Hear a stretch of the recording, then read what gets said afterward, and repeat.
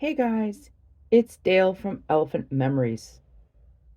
In today's video, we're going to do a resin inlay in a laser cut abstract fretwork of a Canadian lynx on Baltic birch.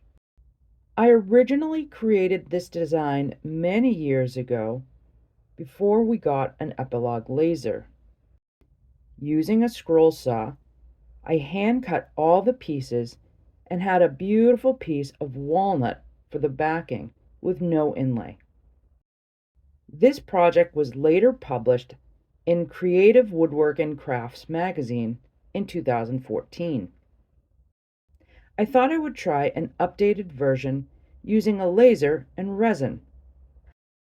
I love how this came out and will definitely be doing more of these in the future. Don't forget to give us a thumbs up and subscribe to my channel for more woodworking, laser, CNC, and resin projects. You'll find a list of tools and materials in the description below. So let's get started, shall we? For this project, we're going to be using Baltic birch. It's easy to prep and cut on the laser. We'll be cutting out two panels on the laser. The first is the background piece, which is the head. The second is just the eyes. You'll also have to cut out backing pieces for both. I used 1/4-inch MDF for this.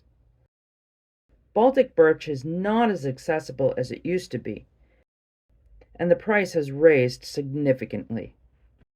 Since we're doing a resin inlay, you won't see the backing. MDF is less expensive and very easy to cut on the laser. I'll have the dimensions in the description below. Now time to clean the burn off the top. I like to leave all the pieces in place while I'm sanding. Some of the cuts are very fragile and can easily break. Sand just enough to clean the surface. I used 220 grit sandpaper. Unlike the bamboo we did in the last inlay, we're using a wood product. A bamboo cutting board is a combination of bamboo fiber and glue, so it's fairly well sealed. Wood, on the other hand, is full of grains and trapped air. So we need to really seal this to prevent the resin from bleeding into the surrounding grains. To seal the wood, simply spray or brush on at least 2 coats of shellac. Make sure you get all the edges and the inside cuts. Let this dry overnight. Once it's dry, we will adhere the Baltic birch to the backing. We want a tight seal to secure the two pieces together. If there are any gaps, the resin will spill out of your inlay. I like to use a quick setting epoxy like Total Boat 4-minute epoxy. It's a 2-part epoxy that's easy to squeeze in a small amount on a piece of wax paper or on the back. Mix it well until it goes from a slight blue to a creamy white. Then spread it on the back of the Baltic birch. Pay particular attention to the edges and around the cutout pieces. Spread evenly around the whole back. The nice thing about using this epoxy is that it sets quick and it won't react to the tabletop epoxy we'll be using for the inlay. Have some baby wipes handy. You'll want to make sure your gloves are clean from the epoxy before touching the top. It's not the end of the world, but it makes sanding easier without it on the surface. I like to place the fretwork piece on a clean area with the epoxy side up. Then place the backing onto the epoxy adhesive. I find it easier to line up that way. Now gently press it down evenly to create a seal. Flip it over and place some weights on each corner and in the middle. Doing this prevents the epoxy from possibly dripping out of the cut pieces. The weights help form a strong bond. but it still takes hours to dry. I usually leave it overnight. It's very important that the two pieces are bonded and sealed for the next part, or things will get very messy. Now do the same for the second panel.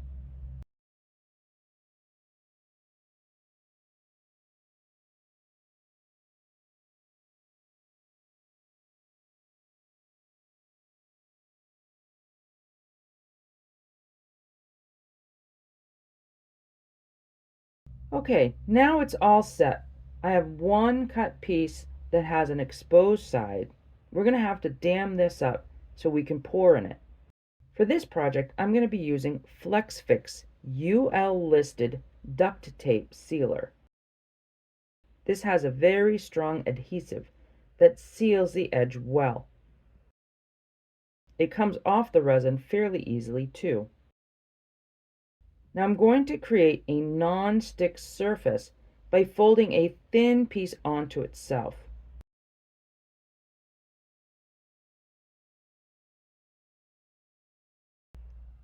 You can clearly see the gap here. I left the bottom of this folded piece exposed with the adhesive just to be able to stick in place.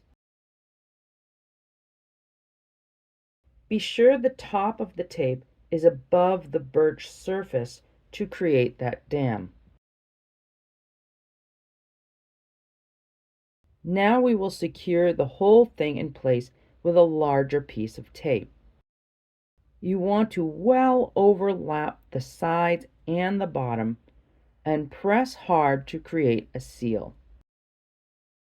We need it to hold the resin in that one tiny area. This is how I dam up all of my smaller projects. It works great.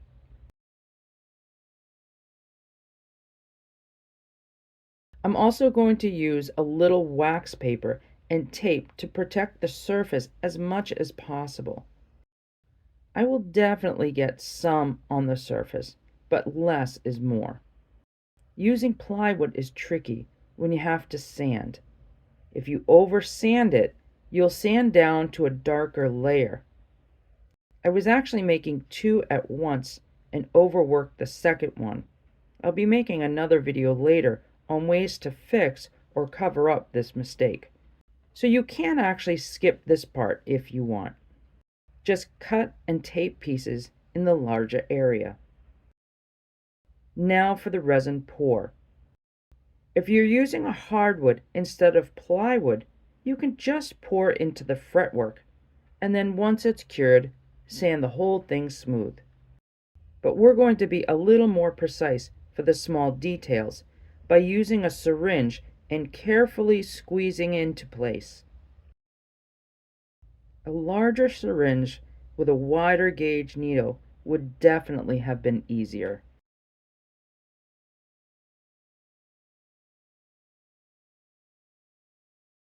You don't have to overfill these so that they spread over onto the wood surface. We'll be finishing with a clear coat which will fill in any gaps.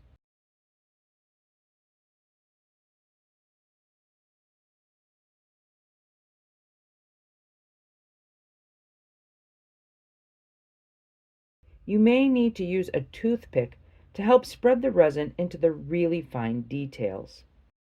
But an art epoxy, like Maker Epoxy, would have been better. It has a longer pot life and is thinner and more viscous. I used a tabletop resin because that's what I had on hand. So it's easier to fill the syringe and get into those details. I used a black pigment from eye candy to color my resin. But you can use any color or combination colors you want. I have a snow leopard design in mind, which would look really cool in blue. For the larger areas, you can just pour straight in. Pour slow and not to the top. Let the resin spread out before adding any more. Do this for all the fretwork pieces.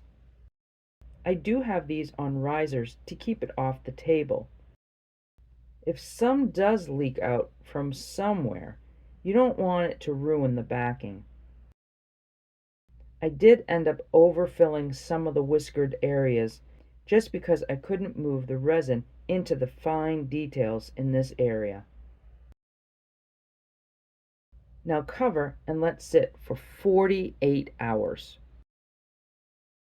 Okay, time to sand. I started with the high areas with 150 grit. Once you're close to the wood surface, switch to 180. Be careful not to overwork.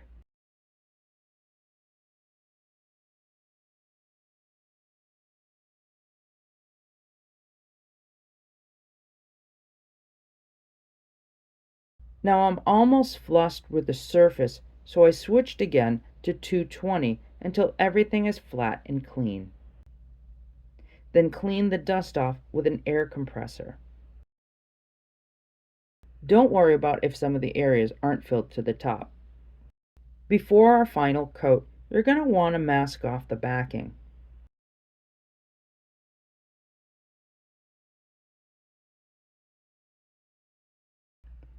I just do this to the edges and then cut.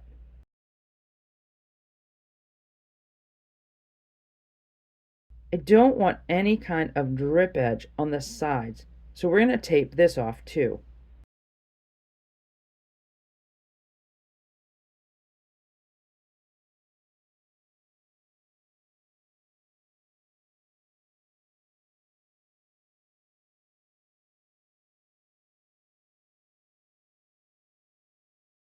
Add risers to the bottom. I just use lids from Stokes Iced Coffee and tape them on. Check to make sure the surface is level.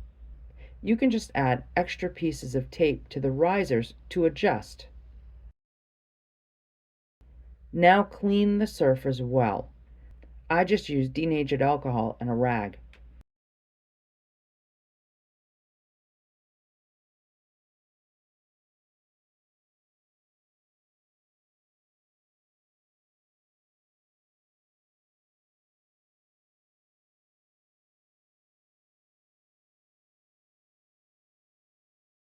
Once that's dry, it's time to pour the clear resin on top.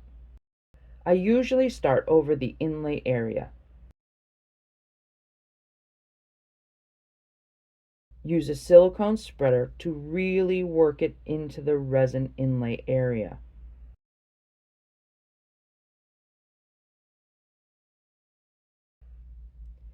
Then spread evenly throughout the entire surface.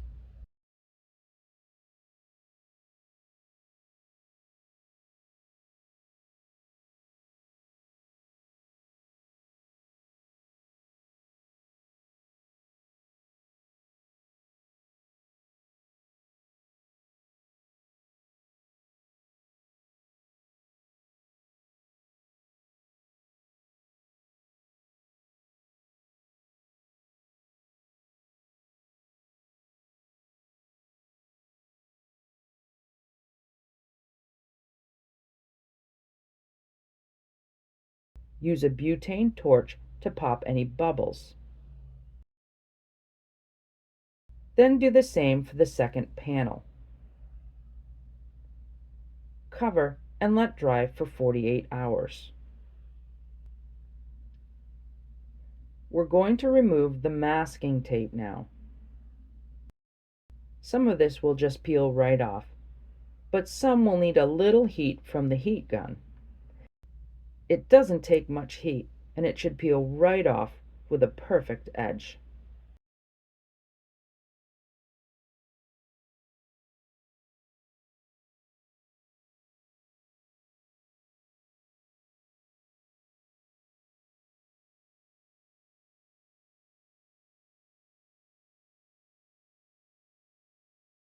So I totally forgot to film me gluing the two panels together. Yeah, sorry, my bad. However, it's exactly the same as how I glued the backing to the fretwork. have the larger piece flat on a surface with the clear resin side up. I use the same 4-minute epoxy, and I put that on the back of the smaller eyepiece. Don't add to the very edge, as you may have to move the eye panel a little to get into the exact placement you want. Let this set for 24 hours. Then just add your favorite hanger to the back, and you're done. We used a wire hanger system, as the panel adds a lot of weight to one side.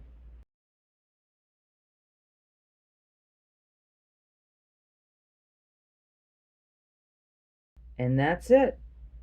The multi-panel adds interesting depth and is definitely a conversation piece.